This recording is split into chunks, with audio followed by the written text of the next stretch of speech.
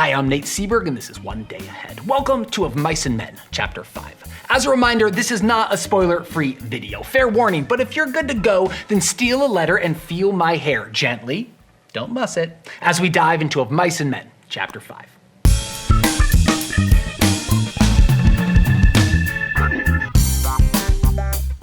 So, it's Chapter 5. And this novella only has 6 chapters, so if ever the wheels are gonna come off, now's the time. Speaking of which, Lenny, our guy, is sitting in the hay of the barn. It's warm and cozy and still. The only sound is the occasional clang of horseshoes and the shouts of men playing outside. Inside, it's quiet, but it's the quiet of death. Lenny is stroking the head of his little dead puppy. Lenny looked at it for a long time, and then he put out his huge hand and stroked it clear from one end to the other. And Lenny said softly to the puppy, "Why'd you gotta get killed? You ain't so little as mice. I didn't bounce you hard." So I don't know how to tell you this, Lenny, but clearly you did. His initial plan is to bury the puppy in the hay as he works out what this event means. His first concern? You'll never guess. Now maybe George ain't gonna let me tend no rabbits if he finds out you got killed. He continues though, narrowing in. This ain't no bad thing like I gotta hide in the bush. Oh no, this ain't. I'll tell George I found it dead. To his credit, Lenny realizes quickly that this plan ain't gonna work. Lenny is a crap liar.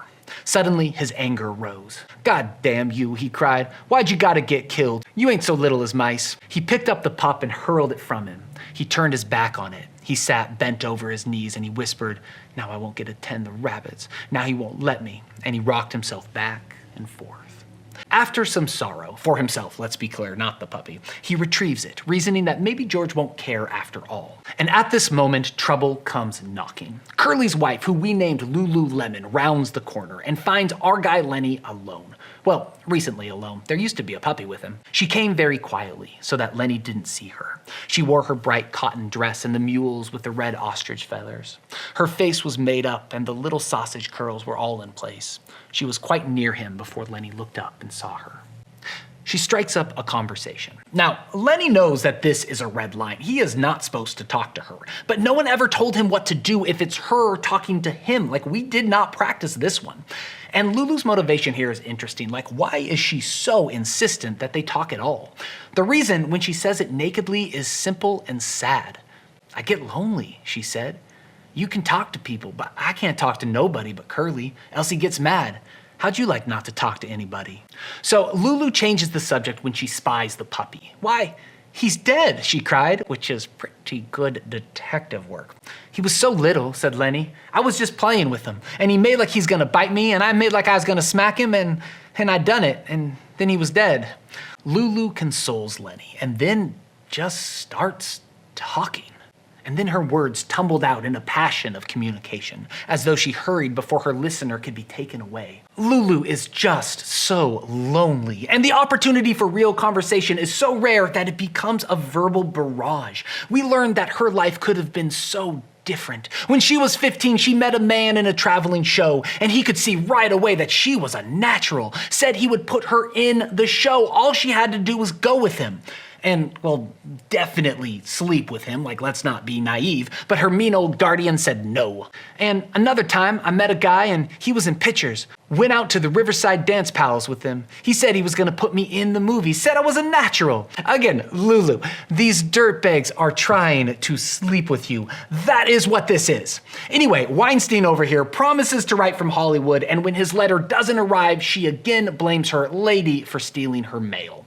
So she's not terribly bright. And Lulu goes on and on, a hot soup of tragedy, stupidity, and the unrealized dreams of a small town kid. We learn she married Curly, only to find out she doesn't like insecure chihuahuas, and that she pines for the glitz and glamour life of a movie star. It's a breathless speech, and it's followed by this line: "Maybe if I took this pup out and throwed him away, George wouldn't even notice. And then I could tend the rabbits." So realizing that talking to Lenny means talking about rabbits, Lulu moves closer, and in a sweet moment, they bond over their simple love for soft things. "Well, who don't?" she said. "Everybody likes that. I like to feel silk and velvet. Do you like to feel velvet?" Lenny chuckled with pleasure. "You bet, by God," he said happily. But velvet is nothing compared to the softest thing she knows, her hair. When I'm doing my hair sometimes, I just sit and stroke it because it's so soft. To show how she did it, she ran her fingers over the top of her head. Here, feel right here. She took Lenny's hand and put it on her head. Feel right round there and see how soft it is. Lenny's big fingers fell to stroking her hair. Don't you muss it up, she said. Lenny said, oh, that's nice. And he stroked harder. Oh, that's nice. Look out now, you'll muss it. And then she cried angrily, you stop it now, you'll mess it up. She jerked her head sideways and Lenny's fingers closed on her hair and hung on. Let go, she cried, you let go. Lenny was in a panic, his face was contorted. She screamed then and Lenny's other hand closed over her mouth and nose.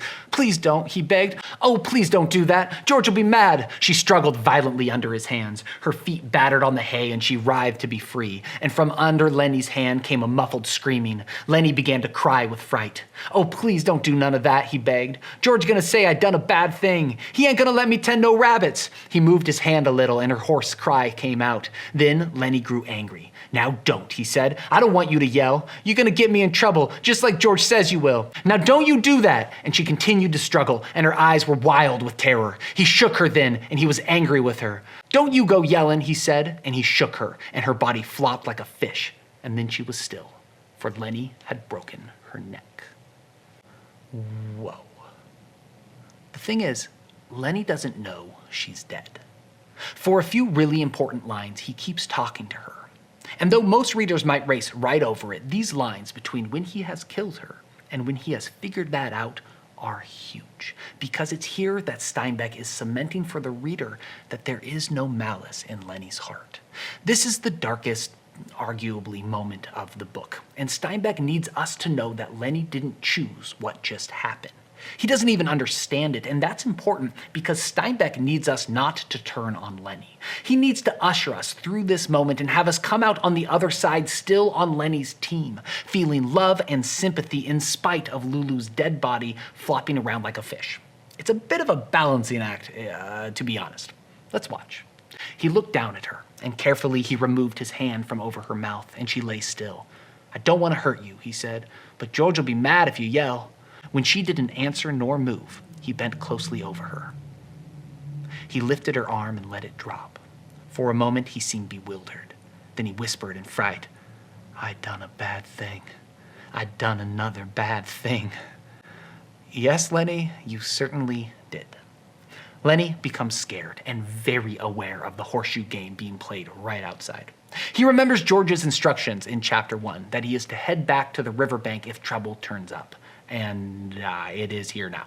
He grabs his lifeless puppy, saying he will throw it away, which I bet he doesn't, and sneaks out. And it's here that Steinbeck does something kind of cool. He leaves us with Lulu's body, and then nothing happens at all. For a paragraph, and then 2, and then 3, we just linger on this moment, on the enormity of it, on the tragedy of it, and on the looming threat it poses. It was very quiet in the barn, and the quiet of the afternoon was on the ranch. Even the clang of the pitched shoes, even the voices of the men in the game seemed to grow more quiet. The air in the barn was dusky in advance of the outside day. A pigeon flew in through the open hay door and circled and flew out again. The stillness goes on for an entire page. It's like a spell has fallen on the room. Finally, Candy happens by, discovers her body, and dashes out to find George. And when George comes, he knows exactly what this is. Candy said, "What done it?" George looked coldly at him. "Ain't you got any idea?" he asked. And Candy was silent. "I shoulda knew," George said hopelessly. "I guess maybe way back in my head, I did."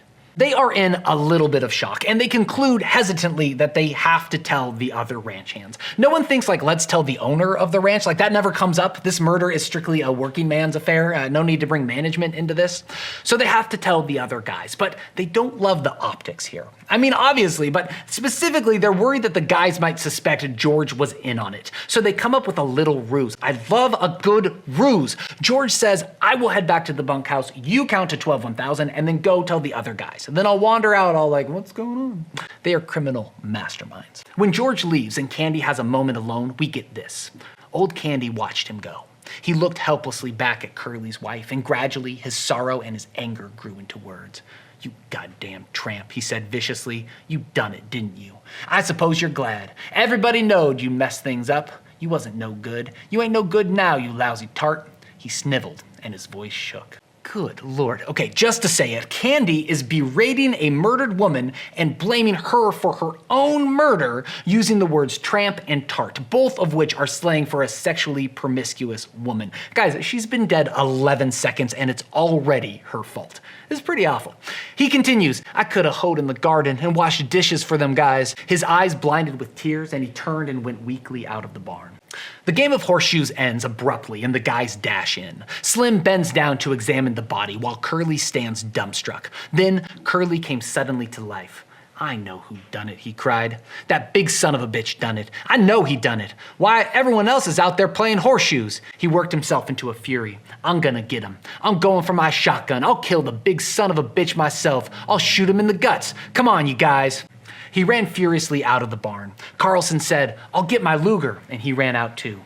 George and Slim have a quiet moment while they're gone, with George grasping at straws, one of which is maybe we can bring him to jail and have a trial instead of just killing him on sight. Silly George, forgetting how dark and merciless this book has been. Suddenly, the guys are back, and we learn 3 things. 1, Curly is going to aim for the stomach, a wound that will kill Lenny over agonizing hours. Also, I know this isn't the time or the place or the point, but how are you going to aim a shotgun when one of your hands is basically skin and powder? 2, Lenny stole Carlson's Luger. It's missing from Carlson's bag. And 3, they want George to stick with them so they can be sure he wasn't in on the murder. With that settled, they're off and hunting, and that's chapter 5. So if we really want to understand this book, we gotta look deeper than just plot. Let's do a little analysis.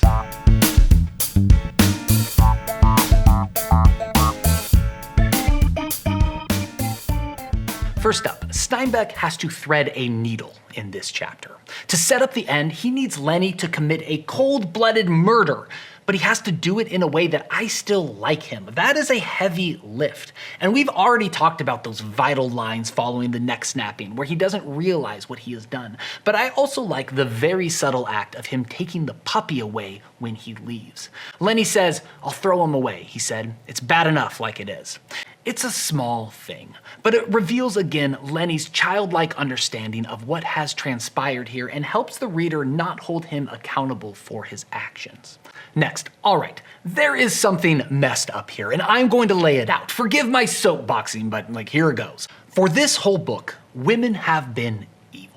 They are temptresses, they are tarts, they are jailbait. They have their feminine wiles and they exist to cause trouble, strife, and the occasional venereal disease. Lululemon doesn't even get a name. I named her because I don't want to call her Curly's wife for the entire book, and to this point in the novel, she only comes around to ask where her husband is, say coy things, flirt, and threaten to lynch crooks. But in this scene, before she gets murdered, there is some redemption for the ladies. We get a backstory, we get depth, we get dreams, maybe even more so than the other characters, we discover the depth of her isolation and loneliness. She is disgusted with Curly and pines for a life she could have had. She paints a picture of a glamorous Hollywood existence that she nurses and clings to, not unlike George and Lenny and their ranch. This poor woman. And then Steinbeck kills her. And that's not what I have a problem with. I've got no problem with murder, narratively. I'm against murder broadly, but I should clarify. Murder generally bad. Murder to advance the plot, but it's what comes next that I want to pause on. Steinbeck says, Curly's wife lay with a half covering of yellow hay, and the meanness and the plannings and the discontent and the ache for attention were all gone from her face. She was very pretty and simple, and her face was sweet and young. So here's my thing. Lulu is terrible throughout. She is a source of danger. She is stirring up trouble. And in every other mention of women, with the exception of Aunt Clara, Steinbeck has gone out of his way to frame them, like Lulu, as troublesome and seductive to their core. We got all that. But then, after killing off the only female character in his book, Steinbeck suddenly switches. He goes out of his way to tell us that now the meanness is gone. Now the ache has left. Now she's very pretty and simple and sweet and young. Doesn't that kind of suck? Doesn't that imply that the only way for women to transcend their irrevocably evil nature and to recapture their innocence is to die? A critique of this book is that women are absent from the story, but it's way worse than that. If I'm not imputing too much meaning here, its message is that women are not to be trusted unless they're dead, and then they're real pretty. Is that what I'm reading here? Good Lord. Anyway, I don't know. Call me crazy. Finally, last one. After they find Lulu's body, Candy pushes George on their dream. Can we still go to paradise? George doesn't answer directly. Instead, he paints a very different picture of the future, one with decidedly less rabbits. George said, "I'll work my month and take my $50 and I'll stay all night in some lousy cat house. Or I'll sit in some pool room till everybody goes home, and then I'll come back and work another month and I'll have another $50 more." That is so sad. And it's so different from the dream that has captured so many characters in this book. Friends, Lenny was what made George better than he ever would have been. Him caring for Lenny, him keeping this dream for and with Lenny, it wasn't a burden, it was George's finest quality. And now that the dream and Lenny are slipping away, we see George is doomed to be as lost, as broken, and as lonely as everybody else. And that's chapter 5. Thank you for watching. Next episode, we head to chapter 6, where Lenny chats with a rabbit, dead Aunt Clara, and his best friend George. All that and more next time on One Day Ahead.